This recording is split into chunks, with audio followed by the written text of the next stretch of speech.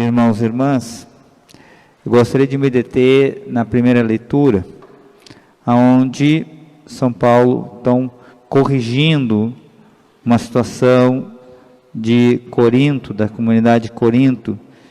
São Paulo começa dizendo: irmãos, se prega que Cristo ressuscitou dos mortos, como podem alguns dizer entre vós que não há ressurreição dos mortos? Então esse é o problema.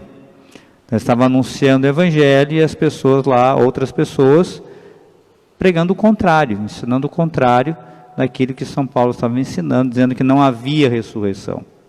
Então ele começa então a fazer toda essa reflexão que nós escutamos na primeira leitura. E no final ele diz assim: se é para esta vida que pusemos a nossa esperança em Cristo, nós somos, de todos os homens, os mais dignos de compaixão. Então, aqui o que São Paulo está chamando a atenção da gente? Quando eu coloco a minha esperança em Cristo, para que eu coloco a minha esperança em Cristo Jesus? Isso a gente tem que pensar. A nossa esperança em Cristo é para o quê? Muitas vezes nós podemos estar colocando, nós estamos rezando para que Cristo faça todas as nossas vontades, por exemplo. Ou estamos querendo só bens para esta vida. E esquecemos de que a grande esperança que Jesus nos dá, claro, é a vida nova da graça que Ele nos dá, mas a grande graça que Ele nos conquistou na cruz, qual é? A vida eterna. Jesus abriu o céu de novo. Estava fechado por causa do pecado. Então Ele nos alcança o céu, a vida abre, salva a humanidade. Essa é a grande graça. Então nós devemos colocar nossa esperança em Cristo em vista da nossa salvação e da salvação de todos. Então a nossa visão, a nossa meta precisa estar na vida eterna. Na vida eterna. E não apenas para essas coisas, realidades humanas. E sabe que nós precisamos cuidar isso, porque isso entra na nossa oração. Muitas vezes nós estamos fazendo só orações para conseguir coisas. Pedir isso, pedir aquilo, peço isso, peço aquilo. Mas podemos pedir. Mas a gente esquece também da nossa conversão, de mudar de vida, de romper com o pecado, de realmente deixar de fazer uma coisa que me afasta do caminho de Deus. Por quê? Porque a nossa meta é a vida eterna. O que Deus espera de cada um de nós? Que sejamos santos. Então a nossa esperança em Cristo não é apenas para esta vida, para que a gente alcance coisas para esta vida. A nossa esperança é a vida eterna. Então eu preciso olhar a realidade, meus irmãos e irmãs, olhar essa realidade que me cerca com um olhar de fé, com um olhar em comunhão com Deus, percebendo qual é a vontade de Deus nessas realidades que me cercam. Você consegue ver isso? Você consegue perceber a providência de Deus na sua vida? Isso é fundamental, gente. O cristão vive uma vida segundo o Espírito, em comunhão com Deus. Então eu preciso olhar a realidade em comunhão com Deus, com os pés no chão, mas com o coração unido com Deus. Para nós que convivemos com o Padre Ladislau, ele fazia isso, Muitas vezes a gente não via nada e ele via. Ele estava com os pés no chão, mas com o coração unido a Jesus. E aí foi surgindo, foi crescendo, foi andando. Por quê? Porque o que movia ele era a certeza da fé. E muitas vezes nós não víamos, mas ele via. E nós, graças a Deus, então, íamos com ele caminhando. E isso é importante para o cristão, para o homem e a mulher de Deus. Nós precisamos olhar a realidade com um olhar sobrenatural, com um olhar de fé, percebendo que tudo o que acontece não é uma coisa desligada da outra. As coisas acontecem, estão ligadas, estão unidas. Deus está ali. Deus está conduzindo. Então, você lembra quantas vezes o padre falava dos sinais, ele dizia, né? Os sinais. Você vê os sinais de Deus, e não precisa ser só sinais como milagres, né? Extraordinários. Não. Eu falo da condução de Deus na realidade da vida.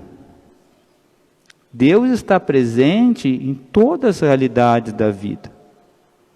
Nas nossas decisões, no lavar uma louça, no conduzir não sei o quê, na direção do carro, nas pessoas que nós encontramos no dia a dia, no nosso estado de vida, né? Deus está ali.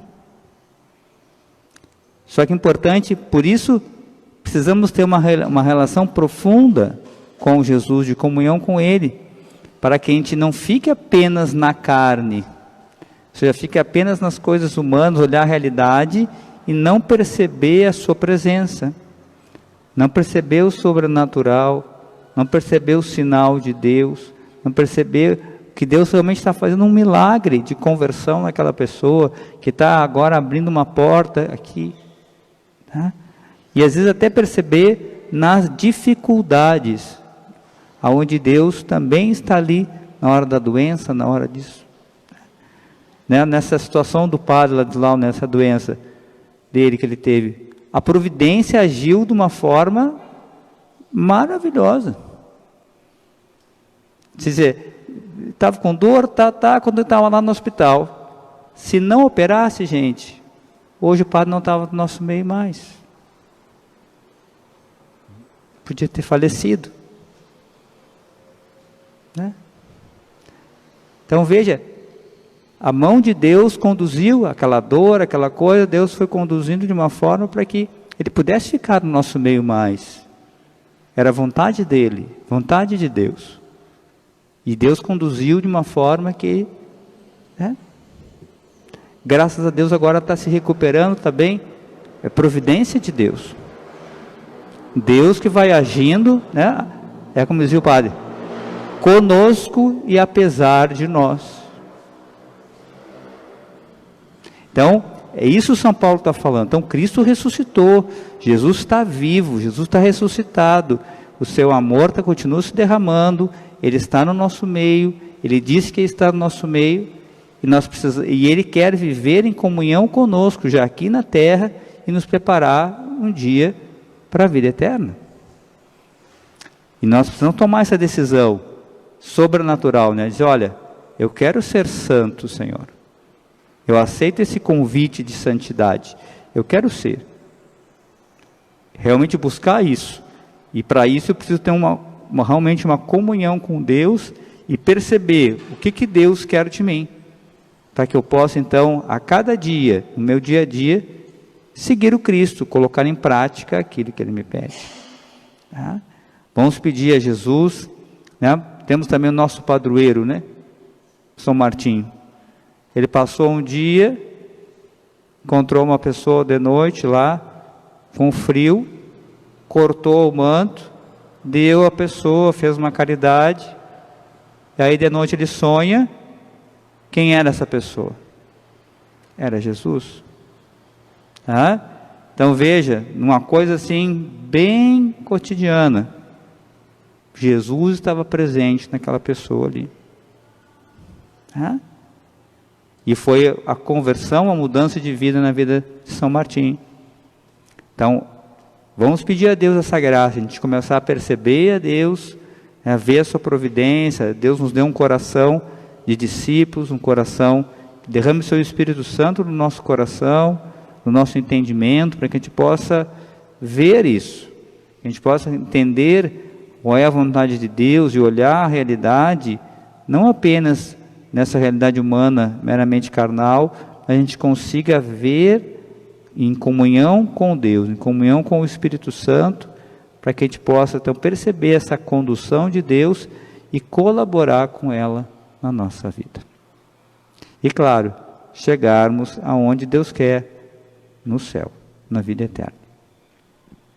Então vamos fazer um breve momento de silêncio, cada um de nós agora, acolhendo no nosso coração a palavra do Senhor, que ela nos ilumine, seja para nós agora alimento da nossa fé.